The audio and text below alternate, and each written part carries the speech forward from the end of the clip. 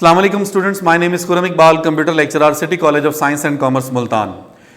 Second year. आज हम आपका पहला लेक्चर डिस्कस करने जा रहे हैं जो कि सी लैंग्वेज के बारे में है। और इस पहले लेक्चर के अंदर सिर्फ इंट्रोडक्शन ऑफ सी लैंग्वेज हम देखेंगे कि सी लैंग्वेज कैसे बनी, कहाँ से बनी और किस तरह से हमारे पास आई, और इसके एडवांटेजेस या इसके डिसएडवांटेजेस सारा कुछ नेक्स्ट लेक्चर में डिस्कस होगा। एक्चुअल सी लैंग्वेज बुक के अकॉर्डिंगली हम बाद में देखेंगे, लेकिन आज सिर्फ इंट्रोडक्शन देख रहे हैं हम कि इंट्रोडक्शन में देखा जाए तो सी लैंग्वेज है क्या। बेटा, सी लैंग्वेज को डेनिस रिची ने बनाया था। डेनिस रिची ने जो सी लैंग्वेज बनाई, इस सी लैंग्वेज के अंदर ज्यादा फंक्शनैलिटीज नहीं थी, बिल्कुल सिंपल सी लैंग्वेज थी, एक्स्ट्रा फंक्शनैलिटीज नहीं थी, एफिशिएंट नहीं थी। इसी सी लैंग्वेज को अपडेट किया किसने? कर्नेगान ने और रिची ने। तो उसका नाम भी K&R-C बन गया कि उस सी लैंग्वेज को K&R-C कहा गया जब उसको कर्नेगान ने और डेनिस रिची ने अपडेट किया।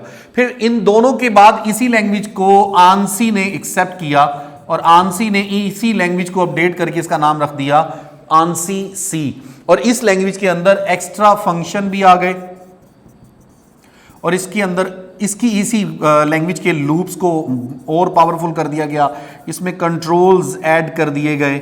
इन कंट्रोल्स की मदद से बहुत सारे काम कंट्रोल करना आसान हो गया। बेटा, इसी लैंग्वेज के साथ अब हम देखते हैं अपने प्रोग्रामिंग लैंग्वेज की टाइप्स को कि प्रोग्रामिंग लैंग्वेज कैसे हमारे तक आई। बेटा, सबसे पहले तो देखेंगे प्रोग्रामिंग लैंग्वेज क्या है।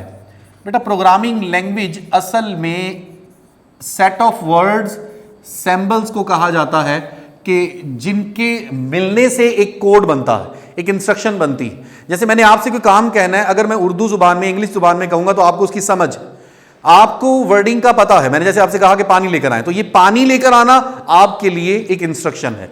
इसी तरह से अगर मैं कंप्यूटर को कोई इंस्ट्रक्शन देना चाहता हूं तो मुझे कंप्यूटर की लैंग्वेज का पता होना चाहिए।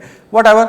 यहां पर प्रोग्रामिंग लैंग्वेज को दो टाइप्स में डिवाइड किया गया, एक हाई लेवल लैंग्वेज और इसी के साथ हमारे पास दूसरी लैंग्वेज है, उसका नाम क्या है? Low level language.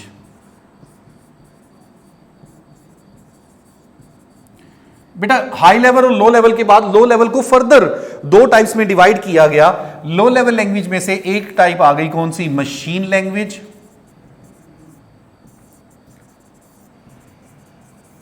और दूसरी लैंग्वेज हमारे पास कौन सी आ गई? Assembly language.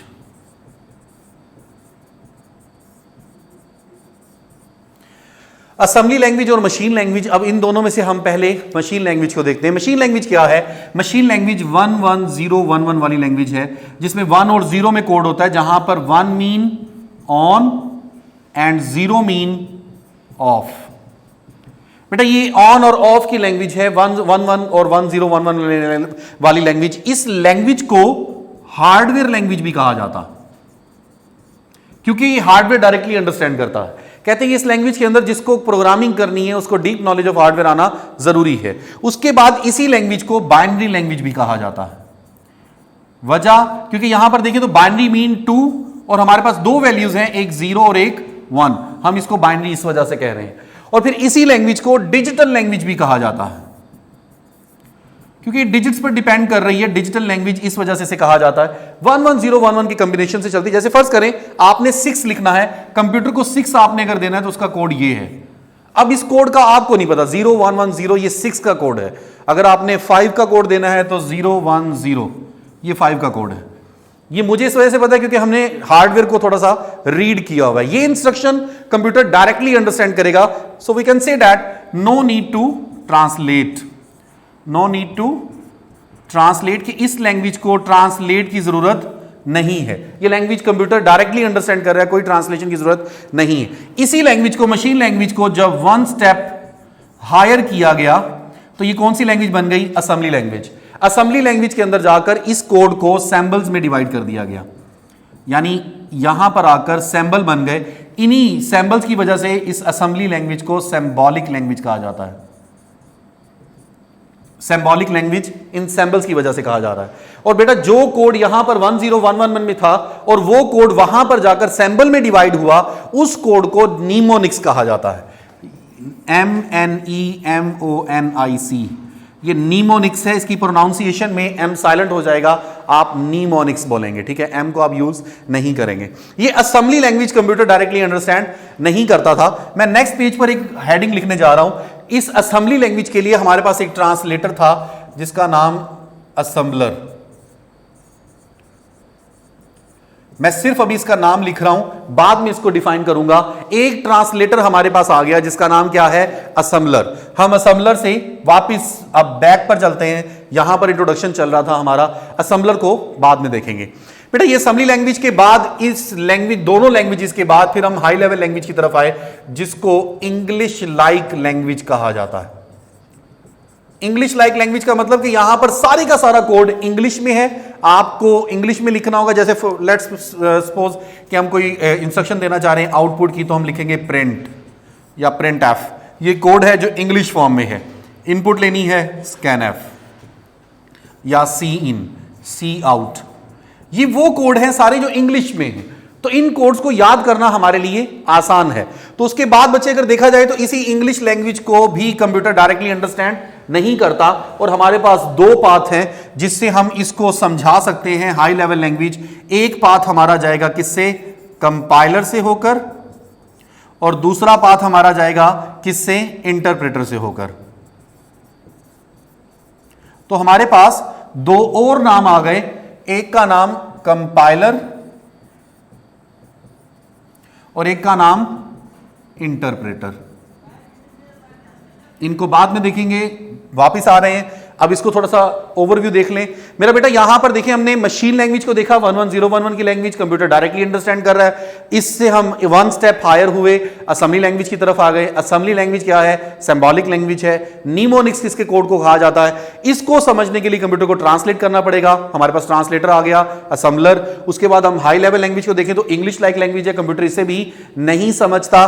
तो यहां पर कंप्यूटर को समझने के लिए क्या करना पड़ रहा है, ट्रांसलेट करना पड़ रहा है। और हमारे पास ट्रांसलेशन के दो रास्ते हैं, एक का रास्ता कंपाइलर से होकर गुजर रहा है और दूसरा इंटरप्रेटर से होकर गुजर रहा है। यह बात ज़हन में रखिएगा, कंप्यूटर डायरेक्टली मशीन लैंग्वेज समझेगा और कोई और लैंग्वेज नहीं समझेगा। इस वजह से हम असेंबली लैंग्वेज में काम करें या हाई लेवल लैंग्वेज में काम करें, हमें लेकर किस में आना है, मशीन लैंग्वेज में लेकर आना है। तो जो हमने आगे 3 ट्रांसलेटर सर्च किए थे, अब थोड़ा सा इनको देखते हैं, उसके बाद हम इस लेक्चर को एंड करेंगे। फिर बाकी सारी डिटेल हम कल के लेक्चर में इसको डिस्कस करेंगे।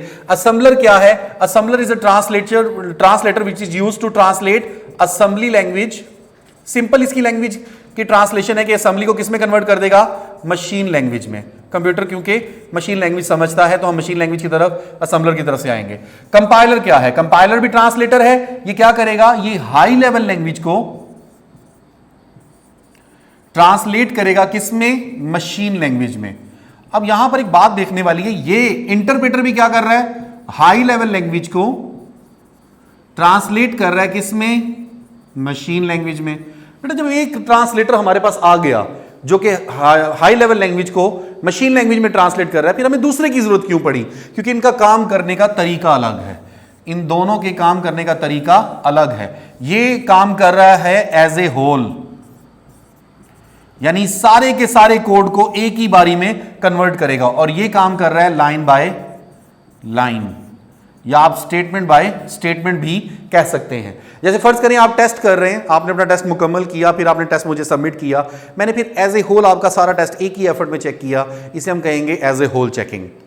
और अगर फर्ज करें आप टेस्ट कर रहे हैं, मैं आपके साथ खड़ा हुआ हूं, आपने जहां पर मिस्टेक की मैंने आपको रोका कि बेटा गलत है, सही करके लिखो, फिर आपने गलती की, फिर मैंने पकड़ लिया, मैंने कहा नहीं बेटा अभी भी गलत है, सही करके लिखो, तो मेरा ख्याल है आपका टेस्ट मुकम्मल करने के बाद मुझे चेक करने की जरूरत नहीं है, क्योंकि मैं गलतियां साथ के साथ निकालता जा रहा हूं। तो इस चीज को इंटरप्रेटर कहते हैं, लाइन बाय लाइन में चेकिंग करता है। तो बेटा ये एक छोटा सा इंट्रोडक्शन था जो प्रोग्रामिंग लैंग्वेजेस के बारे में था। और एक बात ज़हन में रखिएगा, हमने बैक साइड पर जो हाई लेवल लैंग्वेज डिस्कस की थी, ये हाई लेवल लैंग्वेज ही इसी में सी लैंग्वेज आ जाएगी, जिस पर हमारा पूरे का पूरा आगे इन्हसार रहेगा कि हम सी लैंग्वेज को ही लेकर चलेंगे। तो इंशाल्लाह कल के दिन में हम अपना पहला कोड भी लिखेंगे। तो आपने रेडी रहना है, अपना रजिस्टर अपने पास रखना है और बॉल पेन अपने पास रखना है, और फिर जो जो मैं पढ़ाता जाऊंगा आपने वो साथ साथ नोट करते रहना है। बेशक लेक्चर आप सुन रहे होंगे, लेकिन आपने वो नोट करना है, आपने बुक पर लिखना है, उसके बाद फिर आपको ये समझ आना शुरू होगा। कल हम अपना पहला कोड लिखेंगे। अपना ख्याल रखिएगा। इंशाल्लाह आपसे कल के लेक्चर में मुलाकात होती है। अल्लाह हाफिज़।